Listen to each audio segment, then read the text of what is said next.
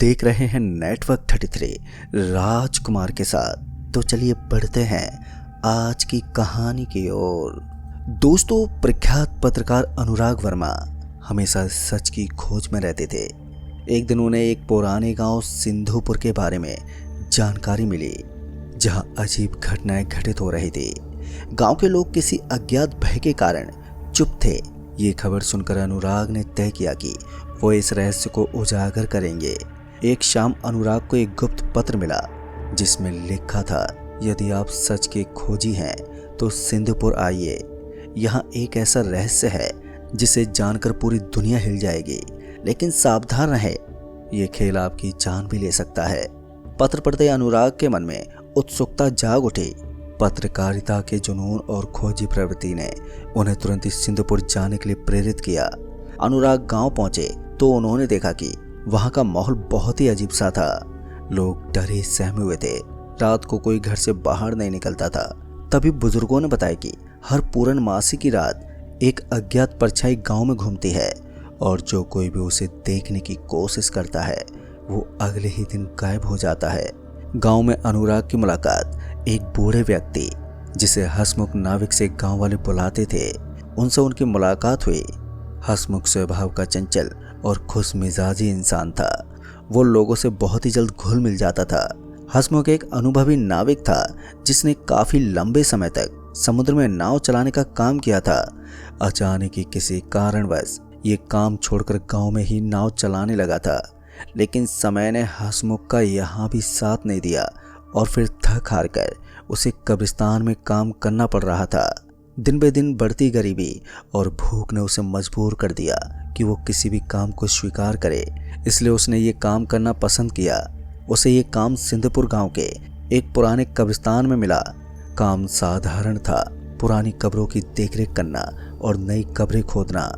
कब्रिस्तान का मालिक जब हसमुख को यहाँ काम दे रहा था, तब मालिक ने हसमुख को इस बात से अवगत कराया कि इस कब्रिस्तान में रात के वक्त अगर तुम्हें कोई दिखता है तो तुम उससे कुछ मत बोलना, केवल अपने काम से मतलब रखना।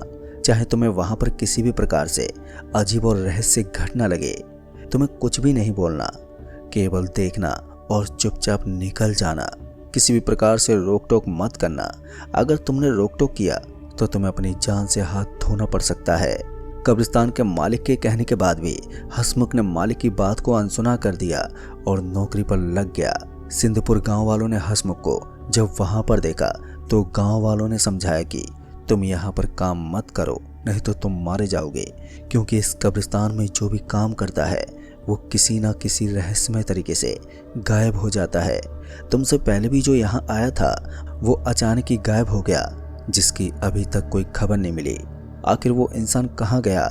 हसमुख गांव वालों की बात को अनदेखा करते हुए काम पर लग गया। लेकिन ये कब्रिस्तान साधारण नहीं था। यहाँ रात को अजीब सी घटनाएं होती थी और लोगों का मानना था कि ये कब्रिस्तान श्रापित है। हसमुख ने इन बातों को महज एक अंधविश्वास और अफवाह समझा और उसके बाद वो काम करना शुरू कर देता है। हसमुख ने पहले ही दिन महसूस किया कि यहाँ कुछ तो गड़बड़ है। रात को जब वो कब्रिस्तान का चक्कर लगा रहा था तो उसे महसूस हुआ कि कोई उसकी हरकतों को देख रहा है। उसे महसूस हो रहा था कि हसमुख के अलावा कोई और भी कब्रिस्तान में मौजूद है। कब्रिस्तान का कोना कोना सुनसान था। कब्रिस्तान के चारों तरफ एक अजीब सी खामोशी थी। ऐसा लग रहा था जैसे कुछ होने वाला है। बीच में झिंगुरों और कुत्तों की रोने की आवाज कब्रिस्तान के वातावरण को डरावना बना रही थी और रुक रुक कर ठंडी हवा भी चल रही थी। ऐसा लग रहा था कि कोई जंगल झाड़ से निकल कर आ रहा हो। हसमुख चक्कर लगा ही रहा था कि उसे कब्रिस्तान के एक कोने वाले हिस्से पर एक परछाई हिलती डुलती दिखी, लेकिन जब उसने ध्यान से देखा तो उसे दूर दो अजनबी कब्र के पास बैठे दिखाई दिए। हसमुख जब डरते डरते कब्र के पास पहुंचा तो वहां पर कोई नहीं था। हसमुख को लगा कि शायद ये उसका डर है। फिर जैसे अपना कदम उसने वापस मोड़ा तो उसे लगा कि एक दूसरे कब्र के पास से किसी की हल्की हल्की फुसफुसाने की आवाज़ आ रही थी। लेकिन जैसे हसमुख ने आवाज़ की तरफ अपना कदम बढ़ाया तो वो आवाज़ आनी बंद हो गई। अब हसमुख को यकीन होने लगा कि कुछ तो गड़बड़ है यहाँ पर। हसमुख तुरंत ही कब्रिस्तान से बाहर निकल जाता है। जब दूसरी रात हसमुख कब्रिस्तान का चक्कर काट रहा था तो उसे फिर से ये महसूस होने लगा कि उसके साथ कोई और भी चल रहा है। यहाँ कुछ तो गड़बड़ है। उसे फिर से महसूस हुआ कि कोई उसकी हरकतों को देख रहा है, उसका कोई पीछा कर रहा है। अब हसमुख को डर लगने लगा था, पर फिर भी वो कब्रिस्तान में चक्कर लगा रहा था। फिर जब कुछ देर के बाद हसमुख को एहसास हुआ कि कोई उसे पीछे बुला रहा है, जब उसने पीछे पलट कर देखा तो वहां पर कोई नहीं था, केवल शांत और वीरान कब्र के अलावा। हसमुख ने इन बातों को अनदेखा कर वापस अपने घर की तरफ लौटने लगा। तभी फिर से उसे किसी के वहां होने का एहसास फिर से होने लगा। तभी हसमुख ने देखा कि कब्रिस्तान के दूसरे कोने में बने कब्र पर दो अजनबी कब्र के पास बैठे दिखाई दिए। जब हसमुख ने ध्यान से देखा तो वे दोनों आपस में लड़ाई कर रहे थे। फिर अचानक ही उनमें से एक ने सिर उठाया और हसमुख को अपनी ओर बुलाया। उसकी आवाज़ ठंडी और रहस्यमय थी। ये देखकर हसमुख की रूह कपकपा रही थी, साथ ही उसके पैर ठिठक गए। दिल तेजी से धड़कने लगा था। हसमुख हिम्मत करके उसके पास जाने लगा। तभी अचानक ही एक कुत्ता हसमुख के सामने आ गया और उस पर भौंकने लगा। तभी हसमुख ने उस कुत्ते को भगाया और फिर से उस परछाई की तरफ जाने लगा। लेकिन अब उस जगह कोई नहीं था, केवल हसमुख के अलावा। हसमुख ने फिर भी इसे महज अपना भ्रम समझा और वो आगे बढ़ गया, लेकिन ये कोई भ्रम नहीं था। फिर अगली रात हसमुख ने हिम्मत जुटाकर फिर से कब्रिस्तान में कब्र को देखने के लिए कब्रिस्तान के चक्कर काटने लगा। हसमुख के मन और दिमाग में कल की बात चल रही थी, जो कल उसने कब्रिस्तान में देखा था। हसमुख ये सोच ही रहा था कि कुछ देर के बाद फिर से उसी कब्र से किसी और के रोने की आवाज़ आने लगी, जैसे कोई छोटा बच्चा रो रहा है। हसमुख डरते डरते उस कब्र के पास पहुंचा और देखा कि एक काली बिल्ली रो रही है। ये देखकर हसमुख की जान में जान आ गई और बिल्ली को वहां से भगाया। अब हसमुख राहत की सांस लेते हुए कब्रिस्तान के बाहर की ओर जाने लगा कि तभी उसे पीछे से किसी की बुलाने की आवाज़ आई। अरे भाई हसमुख, कभी हमारे पास भी आ जा। यह आवाज़ सुनते हसमुख के पैरों तले जमीन खिसक गई। इतनी रात में सुनसान कब्रिस्तान में आखिर ये कौन आवाज़ दे रहा था? हसमुख ने पीछे मुड़कर देखा तो उसे कब्रिस्तान के दूसरे कोने में एक कब्र पर दो लोग बैठे हुए दिखाई दिए और वे हसमुख को अपनी ओर बुला रहे थे। हसमुख ने हिम्मत जुटाकर उस ओर अपने कदम बढ़ाए और उनके पास जाकर पूछा, तुम कौन हो और यहाँ पर क्या कर रहे हो? अब ये सुनते ही दोनों के चेहरे पर एक अजीब सी मुस्कान आ गई। एक ने धीमे स्वर में कहा, हम वो हैं जिन्हें इस दुनिया ने भुला दिया, लेकिन हम अब भी यहाँ पर हैं और अपने दोस्त का इंतजार कर रहे हैं। हसमुख ने डरते डरते उनसे पूछा, आखिर कौन है तुम्हारा दोस्त? तुम अपने दोस्त के घर जाकर मिल सकते हो। इतनी रात को तुम दोनों का कब्रिस्तान में रुकना और मिलना ठीक नहीं है। अभी तुम दोनों यहाँ से जाओ और दोबारा यहाँ मत आना। दोस्त यार अपने घर में निभाना, कब्रिस्तान में नहीं। ये तो भूत प्रेत की जगह है, तुम जैसे इंसान की नहीं। हसमुख की ये बात सुनते ही वो दोनों हसमुख से कहने लगे, देखिए हम थोड़ी देर बाद यहाँ से चले जाएंगे, अभी तुम यहाँ से जाओ। हसमुख वहाँ से बोलकर चला गया। पर एक दिन की बात है, हसमुख रोज की तरह कब्रिस्तान में घूम रहा था। तब उसने देखा कि एक शराबी कब्रिस्तान के अंदर आया और कब्रिस्तान के कोने में बने कब्र के साथ एक और कब्र खोदने लगा।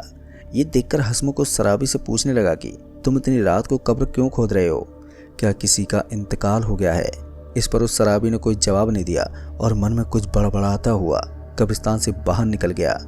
फिर अगली रात फिर से वो शराबी आया और कल की ही तरह वो एक विशेष कब्र के पास बैठकर शराब पीने लगा और धीरे धीरे वहाँ खुदाई करना शुरू कर दिया। हसमुख फिर से पूछने लगा, तुम ये सब क्या कर रहे हो? लेकिन उस शराबी ने कोई जवाब नहीं दिया। हसमुख ने कई बार उससे पूछा कि वो क्या खोज रहा है, लेकिन उस शराबी ने हमेशा की तरह कुछ नहीं बोला और बड़बड़ाता हुआ बात को टाल दिया और कब्रिस्तान से बाहर निकल गया। फिर एक रात हसमुख ने देखा कि वो शराबी पूरी तरह से नशे में था और कब्र के पास वाली जमीन में से कुछ निकाल रहा था। जब हसमुख उसके पास गया तो हसमुख ने देखा कि वो शराबी अपने कांपते हाथों से उस गड्ढे में से एक पुराना ताबूत निकालने की कोशिश कर रहा था। तभी हसमुख ने पूछा कि तुम ये सब क्यों कर रहे हो? लेकिन शराबी ने फिर भी कोई जवाब नहीं दिया। इस पर हसमुख ने तुरंत ही उसे कब्रिस्तान से बाहर निकाल दिया। जब हसमुख शराबी को कब्रिस्तान के बाहर निकालकर वापस उसी ताबूत के पास आया तो हसमुख ने देखा कि वहाँ तो कोई ताबूत था ही नहीं। केवल कब्र के बगल में एक और गड्ढा खुदा हुआ था। अब हसमुख को विश्वास होने लगा कि इस कब्रिस्तान में बहुत कुछ गड़बड़ है। एक दिन कब्रिस्तान के मालिक हसमुख को बुलाने लगा और कहने लगा कि कब्रिस्तान के एक कोने में जो कब्र बना हुआ है उसके पास वाली जमीन पर एक कब्र खुदवानी है। उसे तुम आज खोद दो, कल वहां पर किसी को दफनाया जाना है, इसलिए तुम ये काम जल्दी कर देना। हसमुख ने मालिक द्वारा बोला काम को पूरा करने के लिए उसी कब्र के पास पहुंचा जहां कुछ दिन पहले एक ताबूत गायब हो गया था। हसमुख ने उसी गड्ढे को खोदना शुरू कर दिया जो शराबी ने अधूरा छोड़ दिया था। हसमुख ने 2 से 3 फीट जमीन खोदी ही थी कि उसी गड्ढे में से एक ताबूत दिखने लगा। ये ताबूत देखकर हसमुख के होश उड़ गए, क्योंकि ये तो वही ताबूत था जो कुछ दिन पहले गायब हो गया था। हसमुख ने तुरंत ही कब्रिस्तान के मालिक को बताया कि उस जमीन के नीचे किसी और की कब्र है, फिर हम उस जमीन पर कैसे एक और कब्र खोद सकते हैं। लेकिन कब्रिस्तान के मालिक के अनुसार उस जमीन पर किसी का भी कब्र नहीं था। फिर ये ताबूत कहाँ से आ गया था? मालिक ने हसमुख से बोला, एक काम करो, तुम दूसरी जगह कब्र खोद दो और ताबूत वाली कब्र को अभी बंद कर देना। हसमुख जब कब्र दोबारा से बंद कर रहा था तब उसने सोचा क्यों न एक बार इसे खोलकर देख लेता हूँ कि आखिर ये ताबूत है किसकी और ये ताबूत यहाँ पर कैसे आया। और फिर कुछ दिन पहले एक शराबी ने इस ताबूत को निकाला भी था। हसमुख ने जैसे ही ताबूत का ढक्कन हटाया तो वहां से एक अजीब सी चमक निकली। हसमुख ने जब ताबूत के अंदर झांका तो उसके तो होश उड़ गए, क्योंकि उसने देखा कि ये तो वही शराबी वाला है जो कुछ दिन पहले ताबूत निकाल रहा था। हसमुख को अब समझ नहीं आ रहा था कि आखिर ऐसा कैसे हो सकता है। इस घटना से हसमुख की रूह कांप गई थी। फिर अगले ही दिन हसमुख ने कब्रिस्तान के पुराने रजिस्टरों को खंगालना शुरू कर दिया तो उसे पता चला कि किसी तांत्रिक को इस कब्रिस्तान में दफनाया गया था। गांव वालों ने उसे जिंदा ही दफनाया था, क्योंकि वो काले जादू का इस्तेमाल करके लोगों को मारता था। फिर अगली रात हसमुख टॉर्च लेकर कब्रिस्तान में घूम रहा था। कब्रिस्तान में तेज ठंडी हवाएं चल रही थी और चारों ओर एक अजीब सा सन्नाटा था। अचानक हसमुख को किसी के चलने की आहट सुनाई दी। वो टॉर्च घुमाकर इधर उधर देखने लगा, लेकिन वहां पर कोई नहीं था। तभी एक कब्र के पास किसी औरत की परछाई खड़ी दिखी। वो धीरे धीरे उसकी ओर बढ़ रही थी।